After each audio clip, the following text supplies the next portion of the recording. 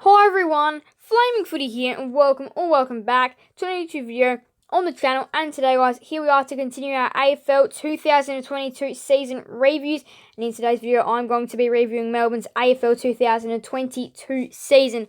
And of course, we are still going on with the 2022 season reviews. And the reason why Melbourne are the 12th team to be done is because of the order of elimination this is running on. So Richmond were 8th. Then the Western Bulldogs were 7th. Melbourne was 6th because they were eliminated on the Friday night. And then Fremantle were eliminated on the Saturday night of semi-finals. So that's how this is going to work. But they did finish in the top 4 in the ladder after round 23. Let's go ahead and see what's in today's episode. So as usual, we're going to be going over the ladder position first, then recapping the season, highlights, best win, good players, lowlights, worst loss, and then what's next, trade period and coach. Now, Melbourne are going to play a big part in the trade period this year. They've got a real big key to play. Luke Jackson, Brodie Grundy is part of almost the traditional ruck merry-go-round, and then of course recap and final words. So for the Demons in the home and away season, they finished with a record of 16-6, but had a very devastating form slump into finals. They finished with a points number of 64 and a percentage of 130.5, but however, in finals, they did have a bit of a form slump. So, Melbourne started the season 10-0, as we all do know, before taking a massive loss to the Dockers in round 11. But they didn't necessarily smash teams in the first few rounds. They got the job done over the Dogs comfortably in round 1, Wednesday night, grand final rematch, Wednesday night footy. And then, of course, round number 2, travelled to Metricon Stadium. And the Suns put up a really good fight. It was a really good performance from Gold Coast. But again, though, just a slightly better performance from the Demons. And then they comfortably got over the Bombers by 29. It took them a little while to get ahead, but they did. And then they just comfortably beat up the Power. They didn't smash them. They didn't really take them out of the window or anything. They just put them down by 32 points. They thumped the Giants by 60-70. One of their only real thumpings in this patch. And then they beat the Tigers by 22. Their first scare of the season was against the Hawks. However, the Hawks put up a really good fight against them. But yes, they did have many outs due to COVID. They won by 10. And then they took care of the Saints by 38. And then they thumped the Eagles by 74.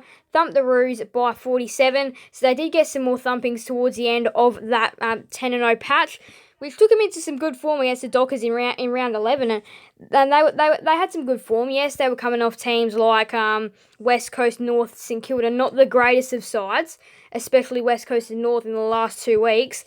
And look, they owned the first half of that game.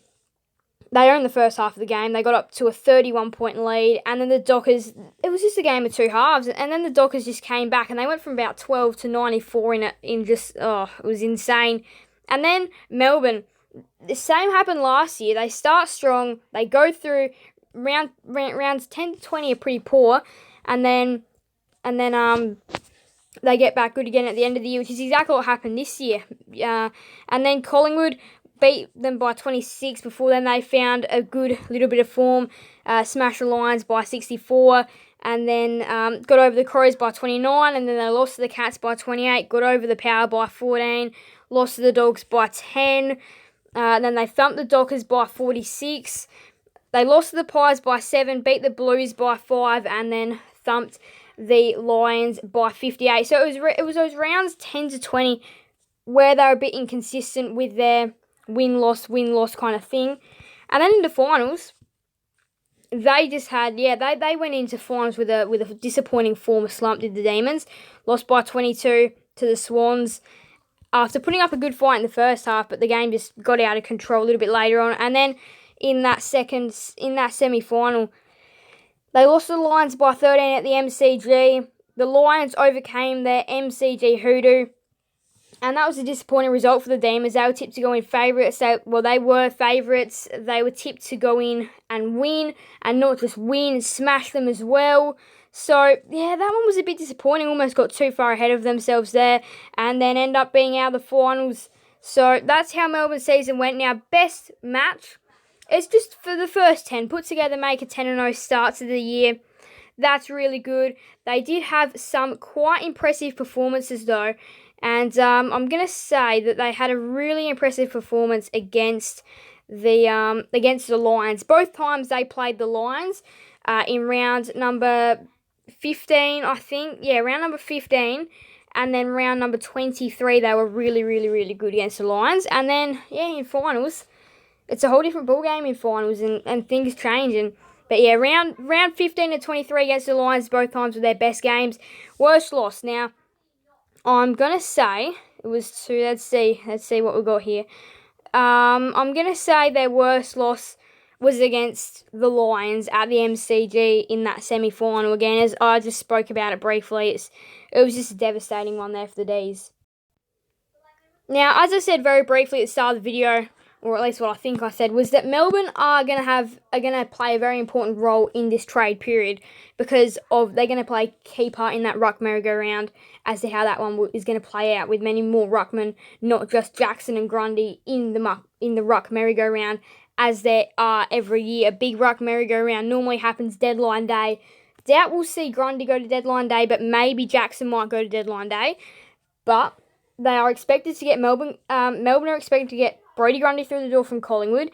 Now, they did have a pick swap yesterday or a few days ago with the Power, which allowed them to give up 33, 43 and 53 to get 27, which is going to be enough to satisfy the Pies for Brodie Grundy. So then that deal's done. They've got Brodie Grundy now. The Pies will pay a portion of his salary. And then obviously the Power got 33, 43 and 53, which is going to help out with their deals for Willie Rioli and Jason Horne-Francis. But then they've also got Jackson to work with, which is a bit tougher because their asking price is high. Their asking price is high for Jackson. Now, West Coast have pick 2, and pick 2 would get the job done alone, I believe. I'd believe that's what would happen. Melbourne would be satisfied with that. West Coast, however, are not. But West Coast are thinking about splitting that pick. They can get 2 top 10 picks, or like e.g. 8 and 12. Something around that. 2 very good picks if they split their pick 2. Again, another investor, if they wanted to split that pick 2, look at the Giants. I reckon the Giants are probably a good option for West Coast if they want to split that pick 2.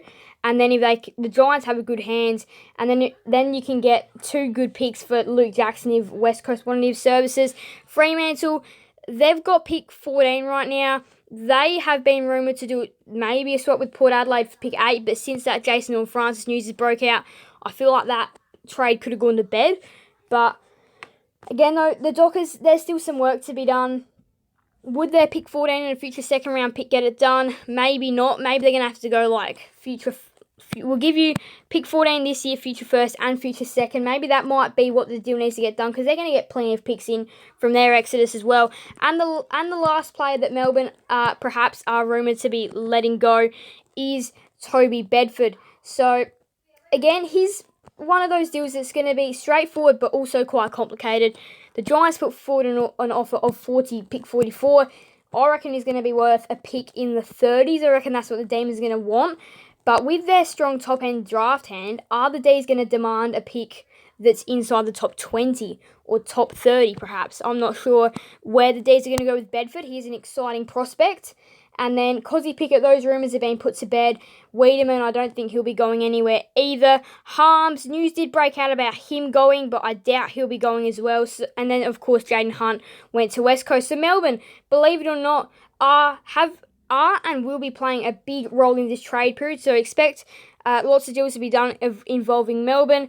And yeah, keep your eye out on them, because they've got some big deals coming up and will play a key part in how the rest of the trade period plays out. Thank you guys all so much for watching. Make sure to leave a like and subscribe and hit that notification bell so you guys never miss another video on the channel. Thank you guys all so much. Bye everyone. Flaming Footy out.